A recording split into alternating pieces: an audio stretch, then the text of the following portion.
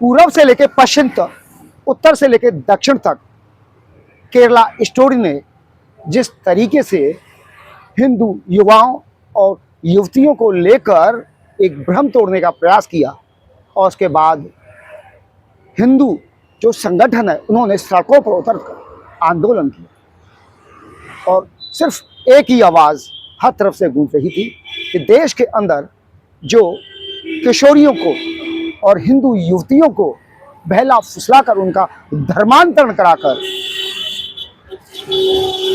एक तरीके से देश के अंदर डेमोग्राफी की चेंज की जा रही है, और लगातार धर्मांतरण करने के चलते कई युवतियां मजबूर होकर, हताश होकर सुसाइड करने को मजबूर हो रही हैं, मौत को चूम रही हैं।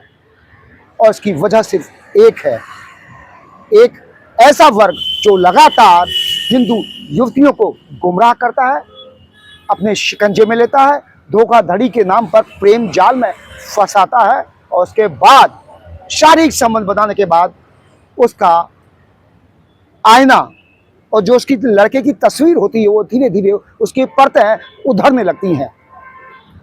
केरला स्टोरी में बिल्कुल यही दर्शाया गया है। केरला स्टोरी पहली और दूसरी केरला स्टोरी में भी ये सारी चीज़ें, ये सारी कहानियाँ सामने आ रही हैं। अगर आपको धर्मांतरण का और नया रूप देखना है तो आप केरल में जाके हजारों मामले ऐसे आपको सामने मिलेंगे जिनमें हिंदू युवतियों को शिकार बनाया गया है, लेकिन जब उनके पेट में बच्चा हो जाता है, जब वो गर्भवती हो जाती हैं, उसके बाद उसको उस लड़की के हालात पर ही छोड़ दिया जाता है। और इस दिशा में लड़कियों के पास सिर्फ एक ही चारा बचता है कि वह सुसाइड कर लें या इस दशा में अपने परिवार के पास जाने को मजबूर है। और कई परिवार ऐसे सामने आते हैं जो लड़कियों को स्वीकार नहीं करते। उत्तर प्रदेश पुलिस और आगरा पुलिस कमिश्नरी में धर्मांतरण के ऐसे कई मामलों को उजागर किया है। झुंगुर बाबा का नाम सुना होगा आपने। तमाम ऐसे मामले सामने आए। करोड़ों रुपए की आय जो संपत्ति उसने अर्जित की थी उसका भी खुलासा हुआ, और उत्तर प्रदेश पुलिस ने इसका राजफाश किया।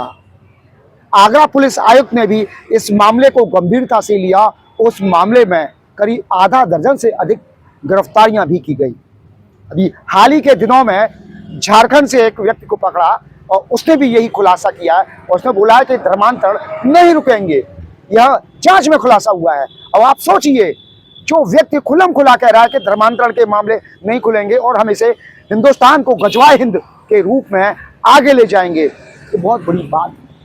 वहीं दूसरी तरफ याद होगा आपको, बीते साल प्रयागराज के अंदर महाकुंभ हुआ था, और वहां पर एक गोल्डन गर्ल कहूंगा मैं तो उनको, मोनालिसा ऐसी तस्वीर सामने आई। वो रातों रात वायरल हो गई, स्टारडम की श्रृंखला में पहुंच गई, और आज वह बॉलीवुड के अंदर एक बड़ी शख्सियत है। आज मैं चर्चा क्यों कर रहा हूं, उसकी एक बड़ी वजह है। वो भी धर्मांतरण में घिसती हुई दिखाई दे रही है, घसीटती हुई दिखाई दे रही हैं। ऐसा आरोप योगी यूथ ब्रिगेड के प्रदेश अध्यक्ष अजय तोमर ने लगाया है। उनका साफ कहना है, जिस तरीके से मोनालिसा का शिकंजे में कसा गया है, धर्मांतरण का उनके ऊपर आरोप लगाया है, उनको भी एक विशेष समुदाय के युवक द्वारा उनको प्रेम जाल में फंसाकर उन्होंने शादी कर ली है। और जिस तरीके से ऐसे मामले लगातार पूरे देश के अंदर सामने आ रहे हैं, योगी यूथ ब्रिगेड के प्रदेश अध्यक्ष अजय तोमर ने पीएम नरेंद्र मोदी से सिर्फ एक ही मांग की है कि धर्मांतरण जो भी कराए उस पर कठोर कार्रवाई करते हुए फांसी पर लटकाया जाए। और इसके साथ ही जो लोग इसमें शामिल होते हैं उन पर भी कठोर कानूनी कार्रवाई होनी चाहिए। अब देखना होगा जिस तरीके से पूरे देश के अंदर धर्मांतरण के खिलाफ एक आवाज़ उठ रही है, हिंदू संगठन सड़कों पर उतरकर आंदोलन करते हुए दिखाई दे रहे हैं। बावजूद इसके हिंदू युवतियां उनके शिकंजे में कसती हुई दिखाई दे रही हैं, उनके प्रेम जाल में फंसी हुई दिखाई दे रहे हैं। ये आने वाला वक्त बताया है कि जो हिंदूवादी संगठन है, योगी यूथ ब्रिगेड के प्रदेश अध्यक्ष अजय तोमर है, उनकी मांग कितनी कारगर सिद्ध होती है। क्या हिंदू युवतियों को ऐसे आंदोलन से और ऐसी आवाज़ से बचाया जा सकेगा, या आने वाला वक्त बताए।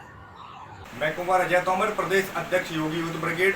देखिए, आज देश के माननीय प्रधानमंत्री जी को मैंने अपने खून से पत्र लिखा है और उसमें मांग की है कि संसद में 2 कानून लाए जाएं, क्योंकि लव जिहाद धर्मांतरण पूरे देश में बहुत चरम पर है। इसीलिए अब ये कानून की बहुत आवश्यकता है। माननीय प्रधानमंत्री जी संसद में ये कानून लाएं कि कोई भी हिंदू लड़की मुस्लिम लड़के से विवाह नहीं कर सके और इसे अवैध घोषित किया जाए।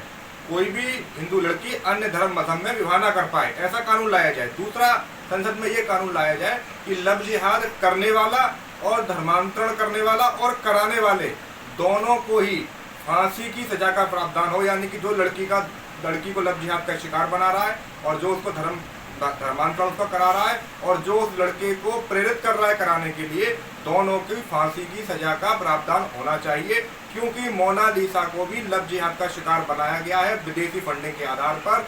मोनालिसा लव जिहाद का शिकार हुई है। जो मोनालिसा है उसकी जो पूरी जो समाज है, जो बंजारा समाज, उस पूरे समाज पर टारगेट है, ऐसा मुझे लग रहा है, प्रतीत हो रहा है कि पूरा बंजारा समाज की सारी लड़कियों को, हिंदू लड़कियों को लव जिहाद का शिकार बनाने की ये साजिश चल रही है। इसे समय रहते रोका जाना चाहिए।